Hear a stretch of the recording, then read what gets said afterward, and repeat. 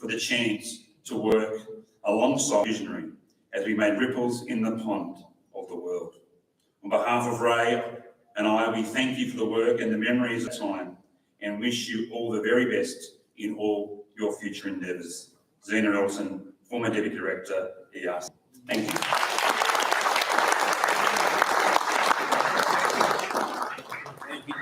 Thank you, John and Zena.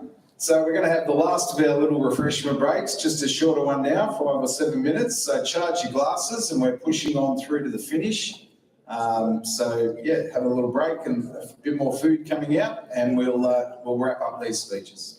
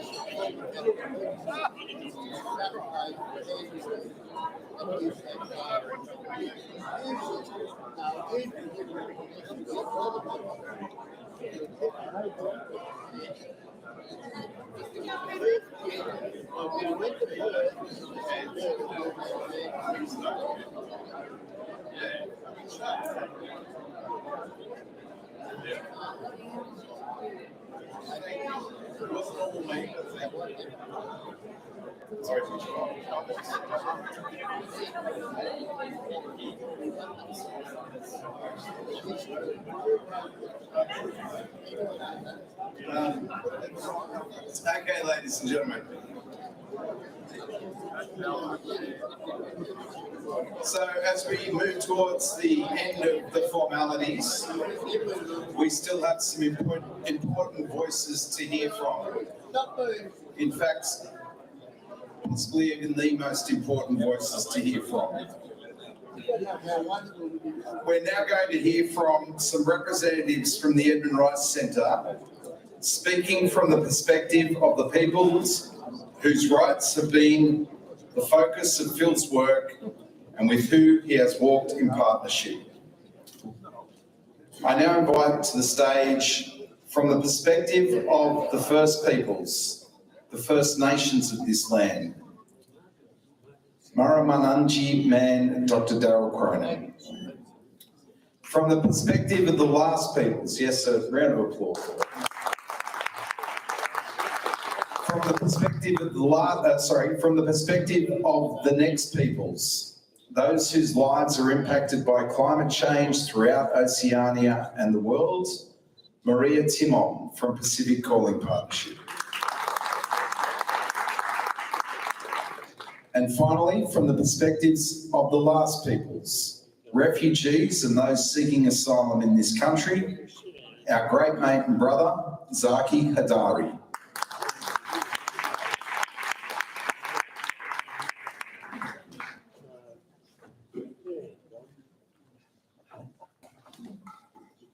All right, thank you. I was up here before, but I know I got roped in to do a couple of things. I coordinate the First Nation program of the Edmund Rice Centre, and I want to talk about the program and my work in that area and how I work with Phil Glendenning. The goal of the program is to actively support the rights and aspirations of Aboriginal and Torres Strait Islander peoples for self-determination and a mutually respectful relationship between non-Aboriginal Australians and First Nation people. I'm only speaking for the time I've been at the Edmund Rice Centre.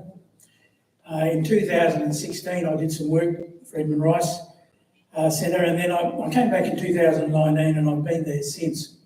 At the end of 2019, I moved back to Darwin. That's my home, and I work from there actually. And I thought I'd have to give up my job, but Phil said, you can work for us in Darwin. Prior to me working at the Edmund Rice Centre, Cassandra Gibbs worked in the role that I've got, and she and Phil developed a program called Let's Talk. It's a cross-cultural immersion program with Aboriginal communities in rural New South Wales, based on the philosophy of learning through experience and critical thinking. This program is based on a program developed in Ireland during the Irish peace process, and it's still operating today, and it's run by Cassandra. When I came to work for the Edmund Rice Centre, I was aware Phil had an enduring friendship with Patrick Dodson, and this gave me confidence that the work of the Edmund Rice Centre was grounded in First Nation values and priorities Phil didn't tell me what had to be done or what I should be doing. We had conversations, but he let me find my way and work out what I thought I should be doing. There is much to be done in the First Nations space. It is impossible to do everything. However, I had the freedom to develop my program. My thinking about First Nation issues is underpinned by the injustices of colonialism. Put simply, colonialism is a relationship of domination and control over First Nations people by a foreign power. In Australia, colonialism is not something that happened in 1788. There are many examples of how governments dominate and control First Nation peoples today.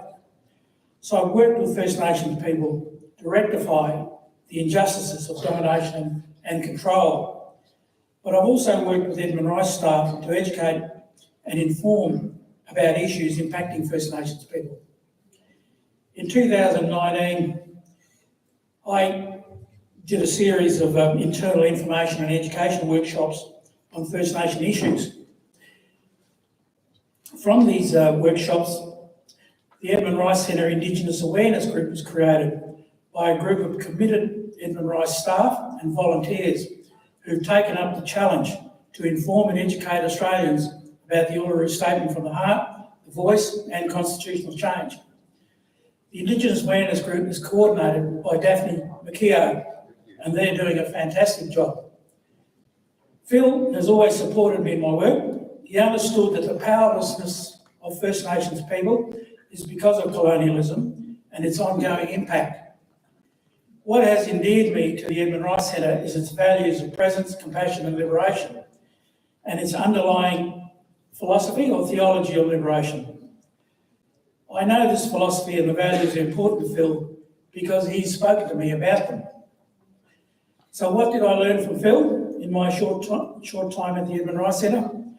I learned that to be the director or the boss, you don't have to be the expert or the powerful one, telling everyone what they should be doing.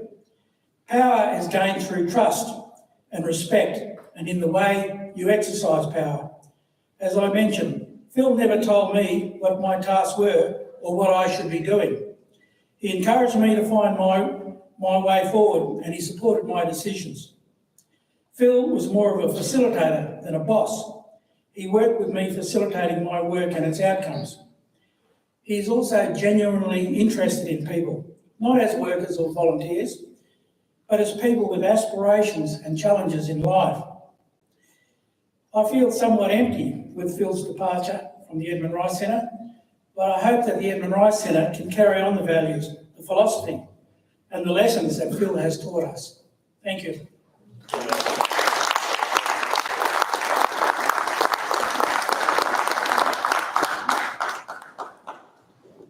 Thanks, Daryl. Zaki will speak to us now, but before he does, we've had a request from a gentleman called Rezai, an Afghani asylum seeker currently in Pakistan, a fellow that Phil has supported, who is waiting with his family, currently awaiting a visa to come hopefully to Australia. He's asked that in his presence tonight, we might keep these flowers on this chair in his memory and in the memory of his family and what they're undergoing at the moment. Zaki?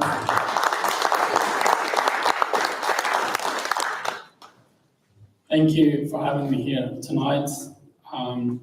It is with happiness, joy, but also sadness to see Phil leaving the Edmund Rice Centre. I wanted to write a speech, but there's so much to say, and I could not fit them all in the paper.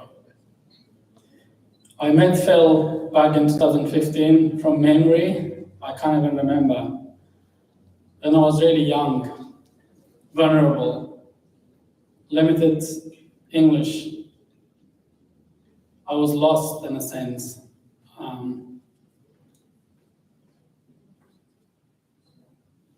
I was forced to leave my country, came here to seek asylum and protection just by myself.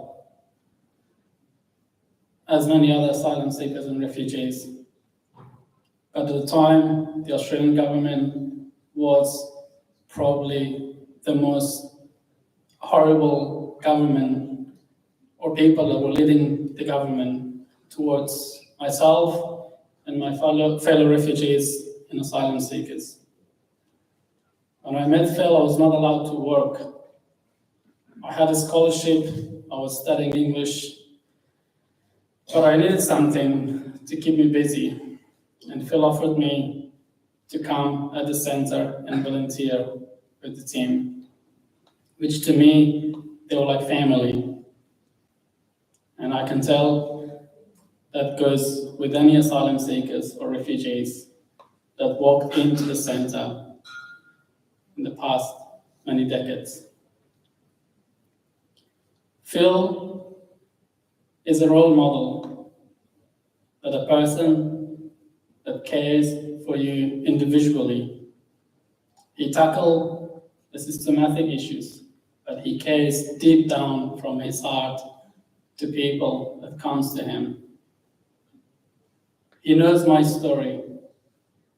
He has taken me with him around the country,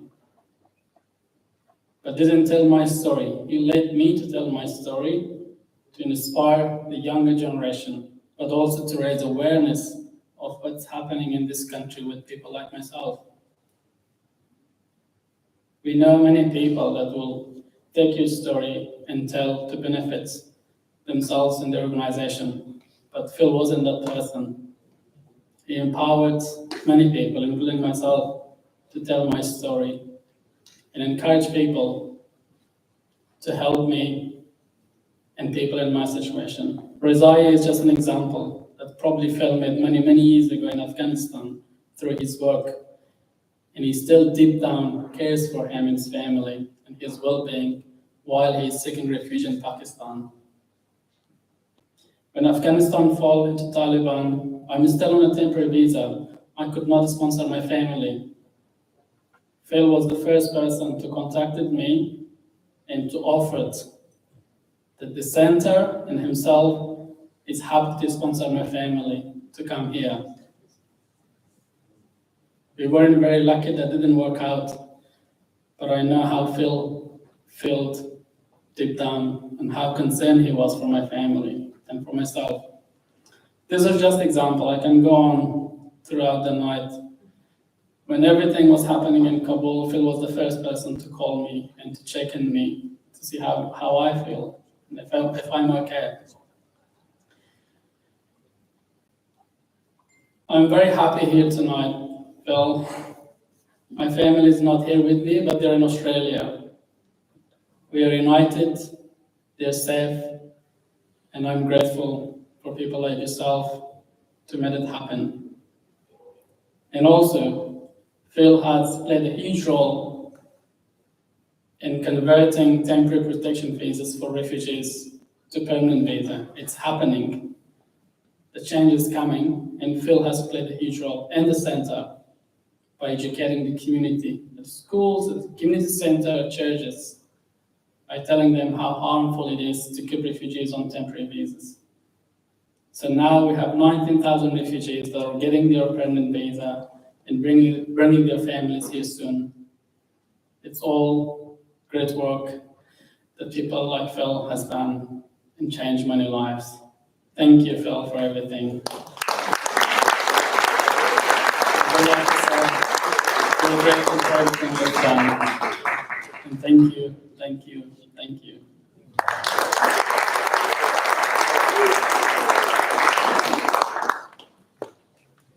And finally now, Maria Timon from the Pacific Calling Partnership.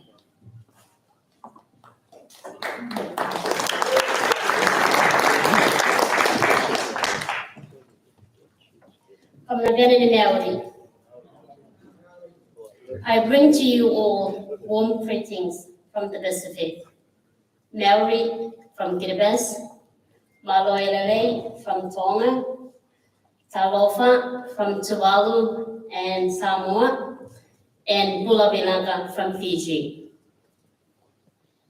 There is a saying in my language. It goes like this: Kobon tau. Puntemane kitiainen kwe. Ebene arom. Ibani kaben. Means you are incredible. You are an amazing person, full of compassion, and you have a passion for those who are crying out for their rights and justice. I've known Phil since 2008, and our Phil, he always reaches out beyond, reaching out to the marginalized, to those who are in need. I talked with a few Pacific Islanders who have met Phil and known Phil. Some he met them on his trip to Kiribati or Tuvalu, and some he met them at the United Nations conferences on climate change. And I asked them to give one word or one short sentence to describe their appreciation of Phil's work in the Pacific or with the Pacific Island communities. To summarize, this is what they said. Kopesin Rapa Phil, Whawhetaila si Phil. Thank you very much, Phil, for all the incredible work you have done for the Pacific Islanders on climate justice. With you, Phil, there are no Gentiles or Jews. You worked very hard for all humanity. You fought for our rights. You see our needs, and you tried to convince the world leaders to see us as human beings and do what is right for all humanity. Excuse me. There is a simplicity within you, yet you are full of knowledge and wisdom. When we went out to plant mangroves and collect rubbish, you were with us. Those who have met you for the first time would not realize that you are my director because of your simplicity. Often they would not believe it when I told them that you are the director of the Edmund Rice Center. Many times they would look at me and say, "You mean he's your boss?" Feel I could go on and on, but I'm very aware of other speakers.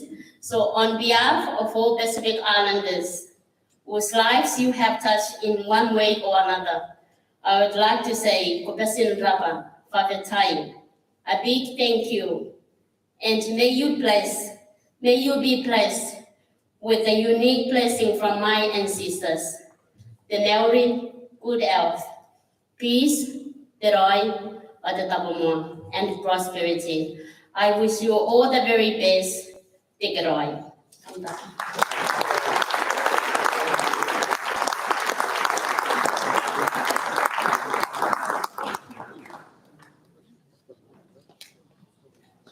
Thank you, Maria.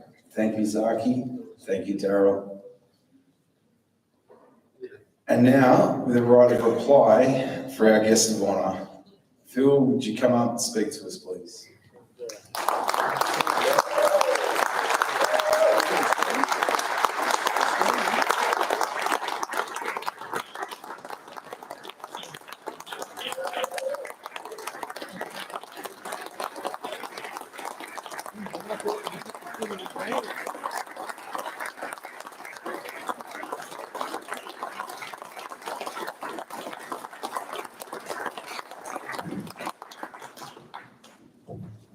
Please sit down, please sit down. What? Ah, dear, a lot of lies being told tonight. It's great to be here on Gadigal land. Always was, always will be Aboriginal country, as Jared said. And it's, a lot of lies being told. Many years ago, when we first set up ANTAR, one of the things we got to do was to convene the Australian Reconciliation Conference, which was in Melbourne. And David Irvine, who was leader of the Progressive Unionist Party, I can see a few people nodding their heads, who was an ex-terrorist bomber, Protestant unionist, who became really great friends of ours. And he said, when I was 19, Phil, if I met people like you, I'd have to kill you. Nice to meet you. And we got him to come out and speak at the Reconciliation Convention. And he was walking around backstage pacing up, and he said, "Oh, I'm so nervous, I'm bricks." And I said, "Well, why don't you sit down and go over your notes, mate, And he looked at me with disgust and said, I'm not gonna read to him, I'm gonna speak to him. And it's something that I think is appropriate tonight. I've sat down and tried to write stuff, and it wasn't really very good. So I'm going to try and speak to people. When Daphne and Nick mentioned that they wanted to have some sort of farewell, my aspiration was to be in the back bar of a pub somewhere with a keg. And it's still my aspiration. But it's so lovely to see people here, and I'm embarrassed. And I'm sure that the Prime Minister had been on the grog. But I am seriously humbled, and I want to thank you all for being here. Because I said all I wanted really to do was to say thank you and apologise. To say thank you to everybody for the wonderful support over the years, and to apologise for all the things I effed up. And there's a long list of those, and I can give you those a bit later on. But people are saying nice things about me tonight. The bottom line is this has always been a team thing. And boy, I've been blessed in my life to have been the recipient of some wonderful teamwork. And I won't be able to mention everybody, but I'm going to try. Certainly when Dan Stewart rang me to say they wanted to set up this thing called the Edmund Rice Centre, was I interested? I'd just come off about 3 or 4 days, as Paul Powell would know, of disagreeing with George Pell. Yeah, thank you. Yeah. But the thing is, when the opportunity came to get out of that situation, I literally did do a cartwheel down our back path, much to the shock of my eldest daughter, who thought I'd gone completely stark raving mad. But to Dan Stewart, to Jude Butcher, who was the inaugural chair, there wouldn't have been a day for 15 years where we didn't talk every day, twice a day, often at weird hours of the day. And to Julian McDonald, who basically said to me, the mandate he wanted was, I want this to be about 3 things. Number 1, I want it to be radical. Number 2, I want it to be based in gospel values. And number 3, it's going to be in the paper. I want to hear about it from you before I read about it over cornflakes. I think we've probably got 1 and 2 pretty well right. I'm sorry, Jules, we effed up number 3. But again, there was a big risk to do this, because the work of advocacy, particularly in education, as people have said today, is not something that you can sort of see. I think Nick said it in his speech, that you can't see it necessarily going forward, but if you turn around and look at history, you can see it very clearly. The evidence that this work that we're all involved in can happen, can change. And so I'm very, very grateful to those 3 Christian brothers. I also want to thank Mick Bazzina, who was actually on the very first board, and he's currently still the last man standing of the original group. And someone said to me 27 years. I said, that's 2 life terms for murder. So Mick's just started on his 3rd. But thank you for that. And currently to the leadership from Lonnie and Helen Marnie. I haven't got to see you, Helen. I want to say thank you to you for your support and for your leadership for me personally.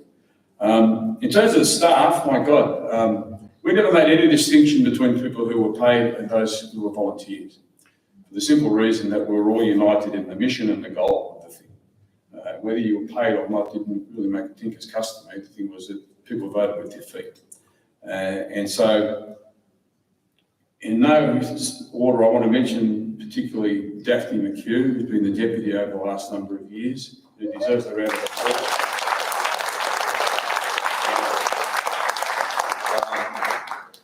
A wonderful, inspiring woman, and as you heard from Zena, there's lots of wonderful, inspiring women around the Edmund Rice Centre. Carmel Clark, of course, is another one. My long-standing, long-suffering offsider. Many years ago, my eldest daughter, who's not with us, said to me, "Dad, are we going to do X, Y, Z on the weekend?" And I had a confused look on my face, and she said, "You better check with Carmel." Very true. So thank you, Carmel, for all those years, and it's definitely the same to you for all those years. Father Claude Mostovic, the heart and soul of the centre, gives us our intellectual heft. Claude has been with us for many a long year, and you are and remain an inspiration to us. Paul Wingarden, how are you, Paul? Paul's been here, Paul's the guy organising the traffic tonight out the front, you know. I used to say, Paul's the bloke that puts the bungs in the boat. People don't often notice that the boat has got the bungs in, but if the boat doesn't have the bungs, it sinks. And Paul's the man that does all that detailed stuff, and I appreciate it, mate. So thank you. And then all the women with the M's: Marita, Maria, Marissa, Maggie G, Maggie L. God love you and thank you. To Farid, to Farhad, to Corinne and all the magnificent PCP team over there, to Sean, to Comrade Darryl. I love a lot of you. Thank you. To the Christian brothers who have been voted with their feet for so long.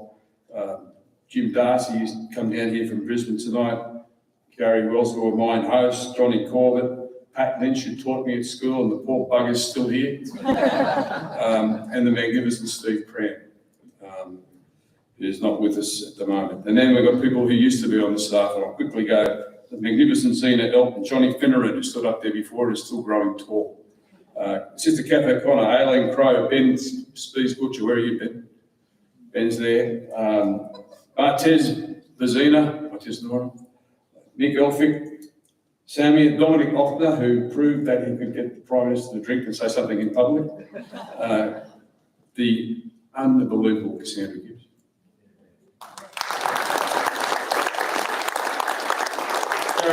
Todd Reeves, Mark Geddica Paulson, the coordinators that we had, Peter Clinch, who's got a lesser job now as being the head of the Christian Brothers in the world. Bernie Gartland, Vince Skelly, Gerard Brady, wearing a different hat. The magnificent Ray Brennan, who kept us solvent when we weren't. You hear somewhere, Ray? Where are you, mate? Good man. And then, of course, all the great partners that we've had over the years, our partners from Antar, Olga, David, Gary Hyland, Janet Hunt, and the former father, confessor and patron saint of the Edmund Rice Centre, Darryl Mellon, former MP. Thank you, Darryl. And Roger Cook, he's done all right, isn't he, Roger? Kicked on a bit. And then there's the people of the Pacific. Maria spoke here earlier, but honest to God, that wouldn't have happened. That work, which continues now with Corinne and the great team, but for one woman, and that woman's Jill Finay.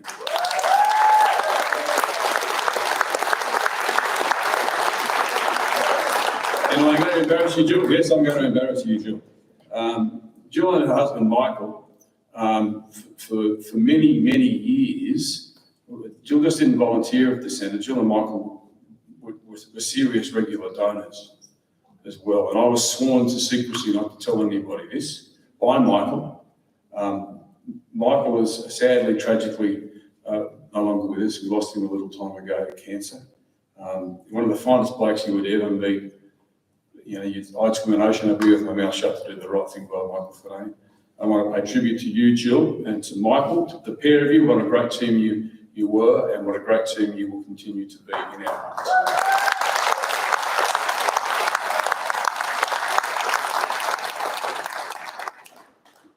And we had Mikey Bowers taking the photos there. Back to you, Spearsy. We had Rezai, who currently, as we sit here tonight, he's sitting in Islamabad. The Taliban have come over the border, they're rounding people up, he's in hiding, and it sort of puts tonight into some sort of context, doesn't it, you know? That this work that we're all involved in is what the show's about, really. And you can say nice things about me, but in lots of ways, the work remains to be done. And Rezai is a testament to that. This is a guy that risked his life to support us, to help us, both when we were shooting the film with Bentley Dean, who's here tonight, like one of the great filmmakers of Australia, here this evening. And Ben and I were working there. Rezai helped us there when we went there with SBS to go back to where you came from with Martin Roish. He helped us as well. And of course, the Taliban came after him. And it seems to me that, you know, in that one person, we see the dilemma that this country often faces. That is that, you know, this notion that compassion for people is somehow a form of weakness. That somehow we can use cruelty as a political weapon. And while we sit here tonight and celebrate, and I get a chance to say thank you, that's so important. But flowers that are on here tell us that tomorrow we've got to be more vigilant, go back to work again to see that we can get justice for those who don't have the great good fortune to be born in a place like I was, with a family like these lunatics that I was related to. Because for those who get such wonderful privileges, I think comes a great responsibility. And I take that seriously, and I think we all take that seriously. In lots of ways, the family that I was lucky to be born into are all here. Not all of them, but a lot of them, including my father, who turned 90 10 days ago.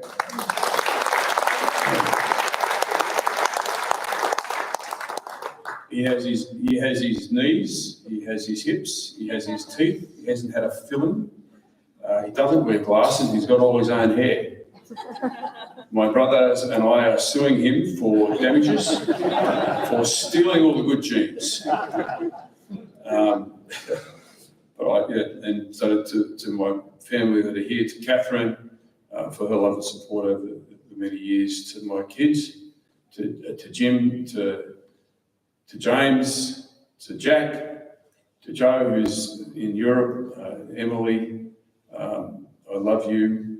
There is one missing. Katie, as a lot of you would know, passed away a couple of years back. And I want to put on the record here tonight the gratitude that I have for the way that people, particularly in Christian Brothers and in ERCS and in the Edmund Rice Centre, supported me and us through what was really the most horrible time of our lives. And, you know, in lots of ways, still is, you know. I say to people, if I can get up in bed in the morning, I can put the socks on and boil an egg, that's a good day. And don't get those two things confused. And in lots of ways, you know, that's brings home again the fact that the whole heart and soul of this is the people. Kath O'Connor asked me last Saturday when we were having lunch with Cassandra that, she said, what's been the highlight of your 27 years? And the highlight of the 27 years is the people. You know, I remember when Martin and I and Laney got arrested in Kabul, and we talked our way out after Laney talked our way back in again. And we came out on the street, and the asylum seekers who had been on the run, and we were seeking to find there waiting for us, and said, welcome to a broken country. Let's go and have a cup of tea. You know? And people call us heroic. You know, the people in the Pacific, you know, who's facing existential threat of their country disappearing, and yet welcome us. You know, people like Patrick Dodson, who I still think is the closest thing this country's got to Nelson Mandela. He's not in good health. He was going to be here tonight. He rings me yesterday to say, have a good night. When are you finishing up? I said, next week. He said, right, I've got a job for you. Not an inch of, you know, oh, I'm not real well, I'm doing it tough. No, it was all about you know, the cause and a commitment to people.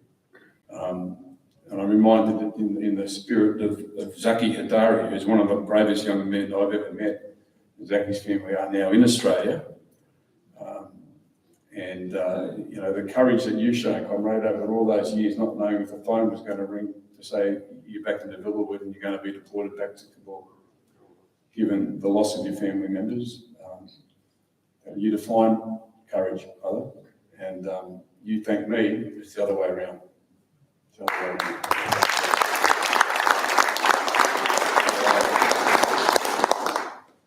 So in our other partnerships, of course, people like Paul Power, my colleague and refugee from George Pell at Caritas, Bill Maley, Yasmina Meyer at the Refugee Council, the Iranian community who were here had to leave a bit earlier, all the people from HARDA, the Horn of Africa Relief and Development Agency, from JRI, we've got Robert Tickner, Michael Raper, Cassandra Goldie, recent recipient of the Order of Australia, is here this evening, folks. A round of applause for Cassandra.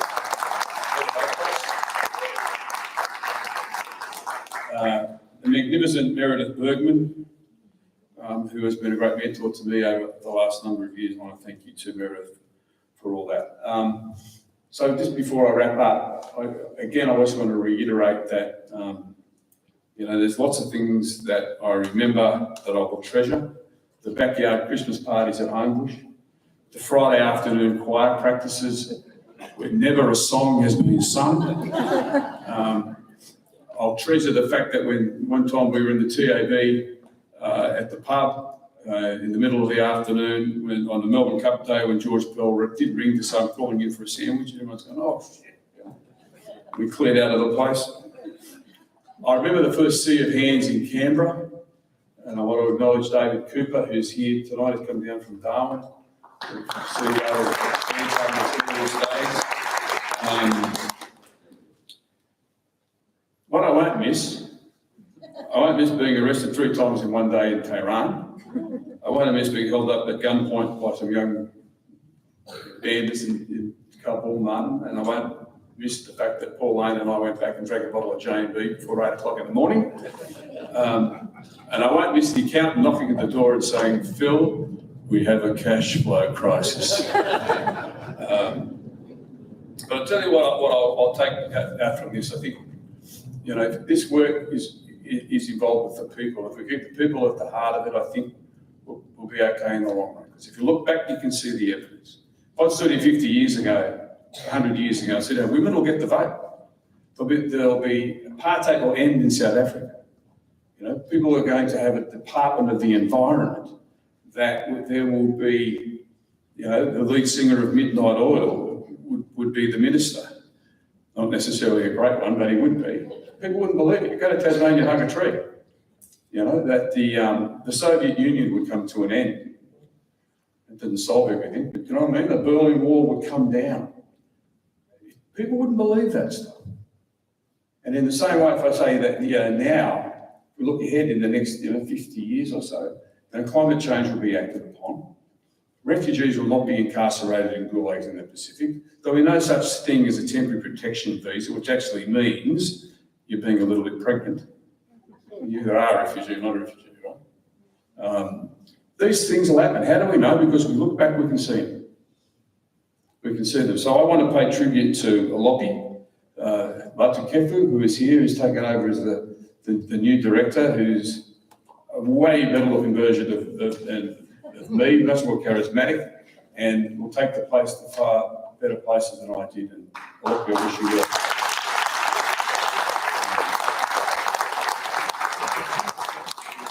I was blessed as a kid to encounter some magnificent Christian brothers.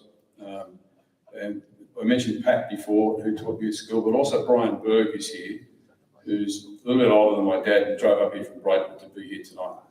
And Bergie, thank you for instilling in us a passion for justice, really, which was, and you're sitting next to the other bloke who did that to me too.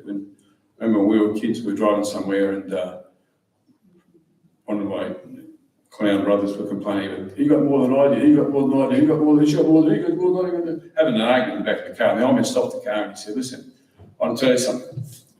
I'm never going to treat you equally, but I'm going to treat you fairly. I said, oh, I think that's that sort of stuck. And then we met Bergie years later, who basically drilled that into us for many years, and it stuck, for what it's worth, and that's why I now live in poverty, and my share portfolio is really going places. But I think that those lessons that we learned earlier, I deeply appreciate that, Bergie, and thank you for making the trip. In the years ahead, I'm not retiring, I'm going to be doing some consultancy stuff, another bloody consultant, and playing loud, bad music with these people here in the Broken Watch Band. The Zetland Hotel, September, October, November this year. There's several there. No, I think that they've got better sense than that. So I just want to finish by saying thank you. There's so many of you to thank. I can see Bernard, who I've known since I was 4, who was here. Johnny Highfield, who's hosted so many of our events over the years. Peter Murphy, who knows everything about social justice in this country. Thank you for the heart you bring to this stuff. I've learned so much from all of you, and I hope that continues. Going to take a long break. We're going to go away for 2 and a bit months, and then come back and get stuck in a different form. I'm reminded, just in conclusion, of the great words of Seamus Heaney, the Irish poet who Colin reminds me of a lot. He talks about, in his Curse of Troy poem, that in the life and times of people, that occasionally, the great tide of justice will rise up and hope and history will rhyme.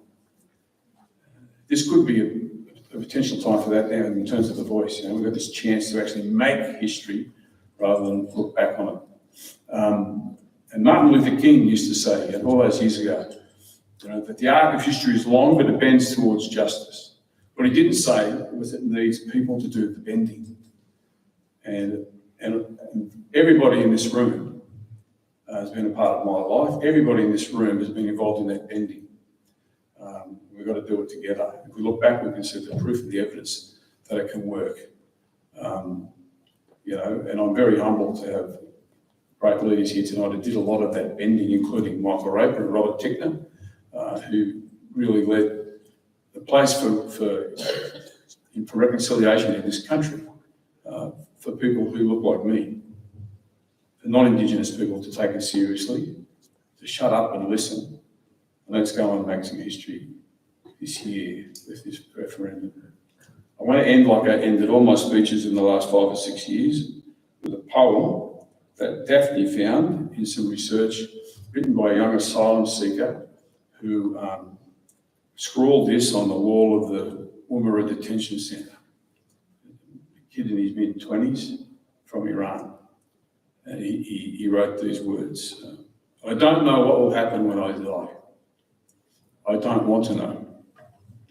But I want the potter to make a whistle from the clay of my throat, and for that whistle to fall into the hands of a naughty child, and for the child to blow on that whistle with all the silent and suppressed air in his lungs, so that it might disturb the sleep of those who are dead to my cries.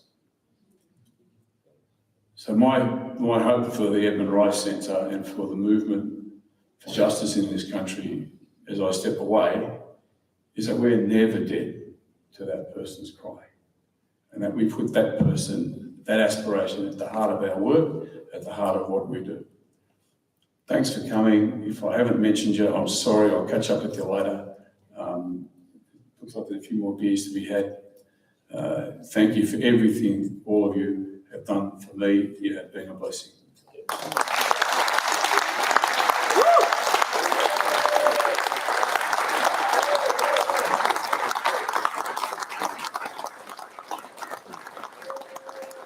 Thank you for that. Okay. 3 cheers for this bloke. Hit it? Hit it? Hit it? He truly is a jolly good fellow. Now, I would like to invite all staff, past and volunteers, all staff and volunteers, past and present from the Edmund Rice Centre, to join Phil up here on this larger stage behind me. If you'd come forward now, anyone who's spent some time as staff or volunteers at the centre. And in that same vein, I invite our Deputy Director, Sister Daphne McHugh, to take the microphone.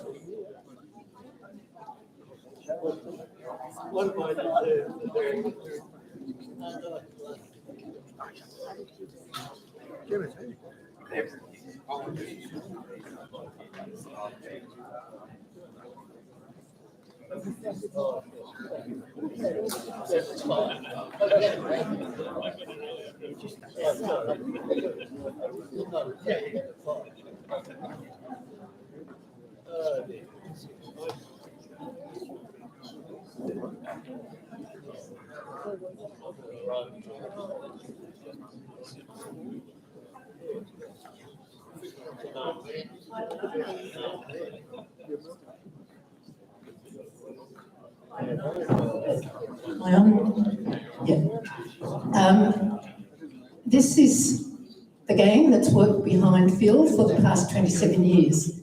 Some of the people here were there at that first stage when the place opened. You can see it's a motley crew. What's common for us, I think, is that we're here because Phil invited us. He called on us to come and join the journey. And as many people said here tonight, they had a sense of they were there to offer their gifts. And that was a great honour. And Phil, that's what we want to thank you for tonight. Patrick Dodson, whom we saw on the screen there, we were talking just the other day about the Reconciliation Convention that he headed when he was leader of the Reconciliation Council. At the end of that event, which had been very traumatic, it was John Howard at his worst, and Patrick was trying to find the reconciliation theme for us going forward. And behind him on the screen that night was a forest with a little road. And Patrick pointed to that and said, "Come and join me on the road." And that's what you've done for us, Phil. You've invited all of us here to come and join you on the road of working for human rights and justice.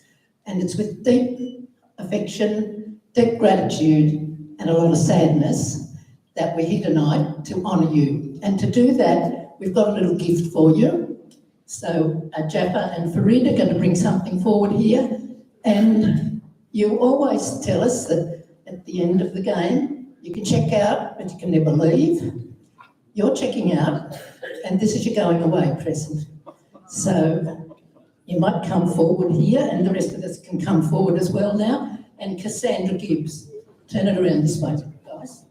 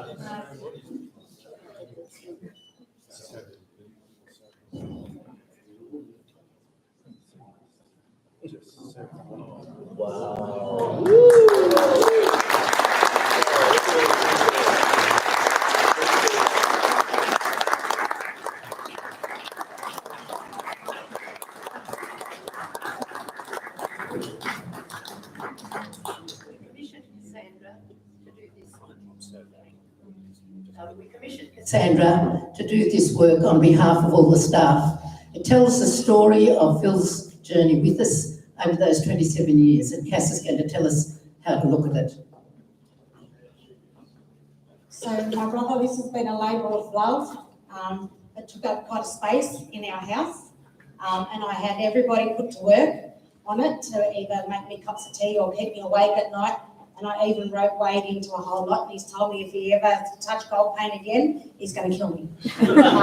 So never again. So this is your story from bits and pieces that we've collected from Dad, from Marisa, from the centre, and from your beautiful daughter, Emily, who got many a message at random times and helped fill in some gaps for me. So this is your family over here. With Phil, Kathy, Emily, Ed, Jim, Stephen, James, Jack, Joe, Lenny, and Ted.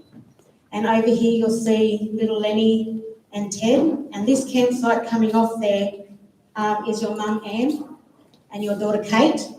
And Emily told me that Anne's favourite colour was a peachy colour and Kate's favourite colour was a purple. So you'll see on Lenny and Ted's little spot there, they've got a bit of purple around to show that they'll have their mum with them forever. This campsite connects up to Laurie, and there he is sitting in the centre of all the Glendenning crew. This is all the Glendenning crew along here. So I just want to acknowledge Donna, Anthony, Alex and Jack and Maddie down this end. Matt, Kathy, Luke and Molly.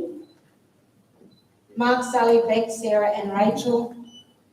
Gemma, Anna and Elliot, and Pete and Jen.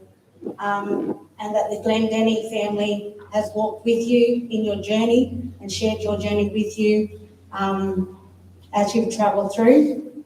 All of these little animals, I got the birth dates of the family of Emily and consulted with one of my cultural mentors about significant animals in your life.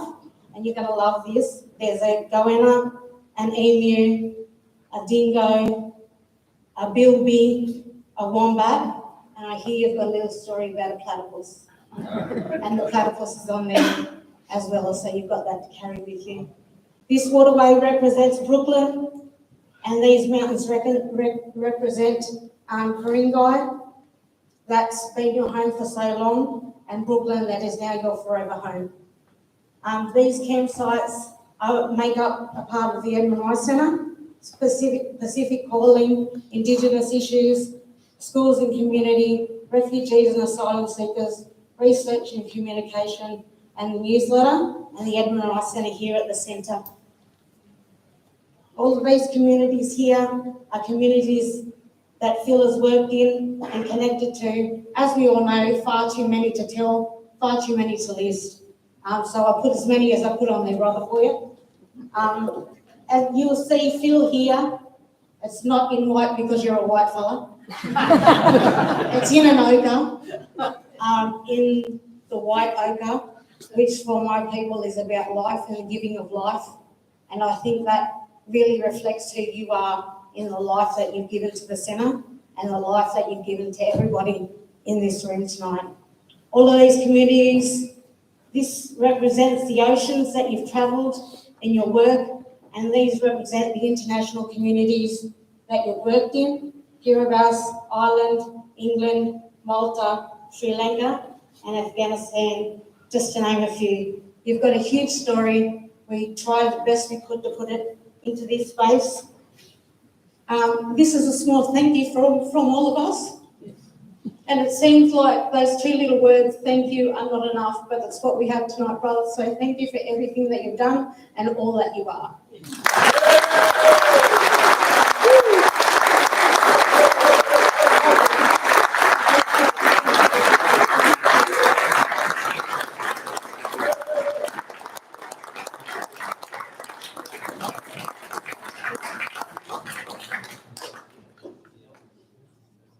Thank you, Cass, for doing that on behalf of us all. And we move now to invite Mick Brazina to come forward to offer a vote of thanks.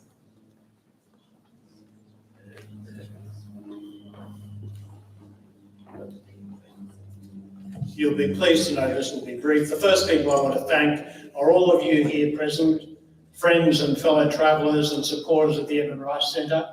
And I just want to remind you all the Edmund Rice Centre is still open for business, still going to do the good work and still relying on your ongoing support.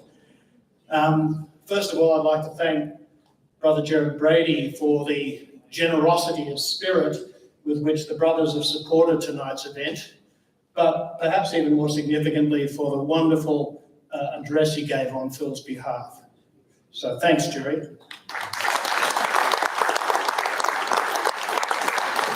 I'd like to thank also the community of Christian Brothers High School, Lewisham. When I rang Michael Blows, the principal here, to ask if we might be able to hold the event in the hall, nothing was too much trouble. Come here, here are my people, in particular Mark Woodbury, the deputy principal here, who've made it so easy for us to be at home here in the Edmund Rice community tonight. We'd also like to thank Kathy Dallowell, Michael Blows' PA, and the IT, and Scott Aegis from IT, without whom the sound and light wouldn't have worked. So thanks to CBHS Lewisham.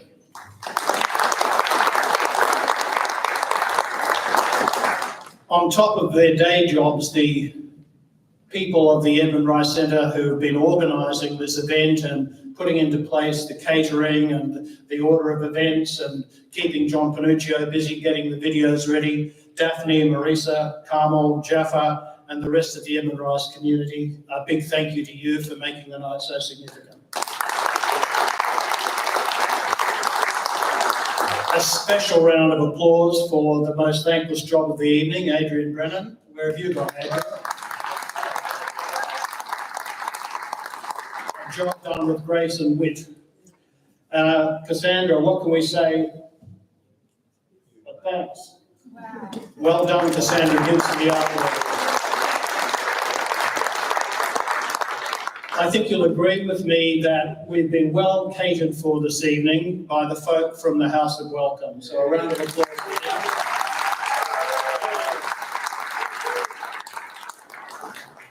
And no food without drink, and the Clark family, Carmel's family, have been very gracious in providing the wine. So a special vote of thanks to them.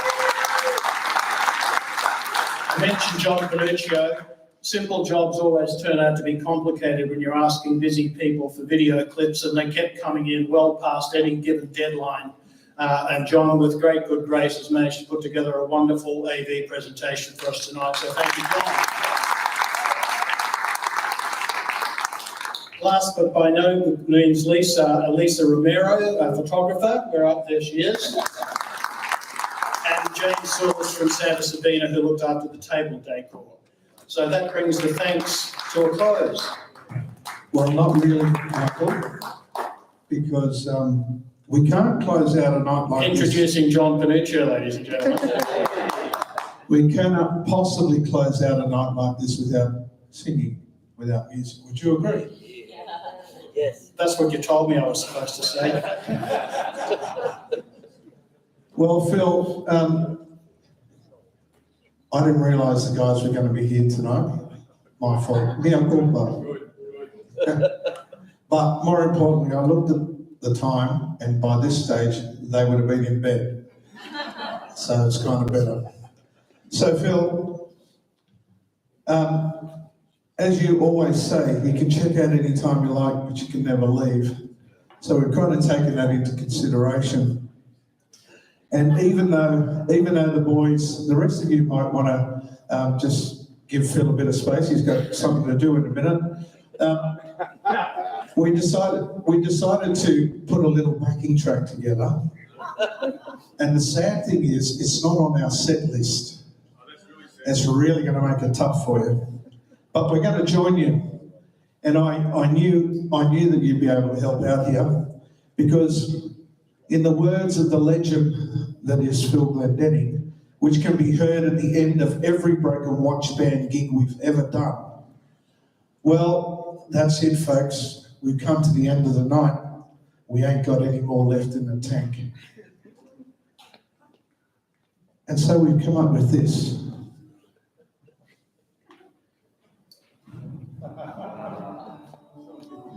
Phil, your team asked if I would conclude the night in song, and of course I agreed, knowing that you'd sing along with me, as we've done in the band for the past 45 years. Well, as I told you, the band couldn't be here. Well, they couldn't be here to play, so we put this track together. And as you can see, there's a solo bit there for you coming up very shortly. So I hope you're in good voice.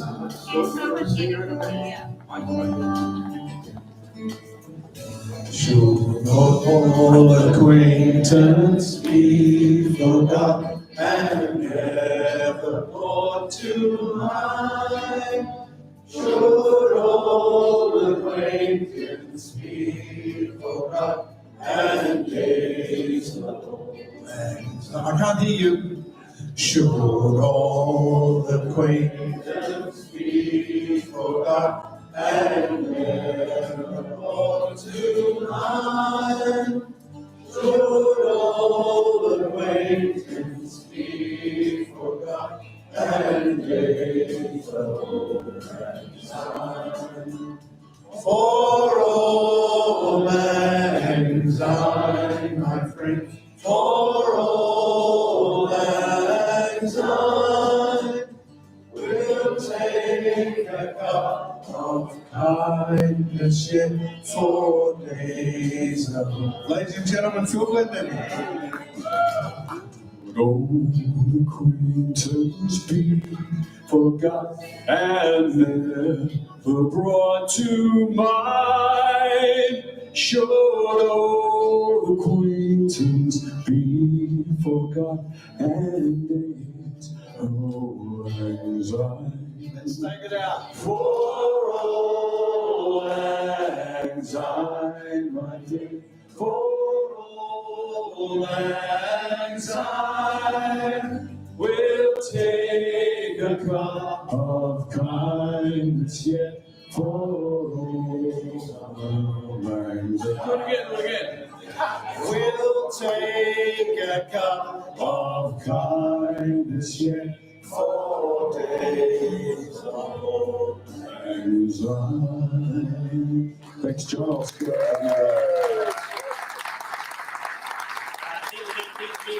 That's all, folks.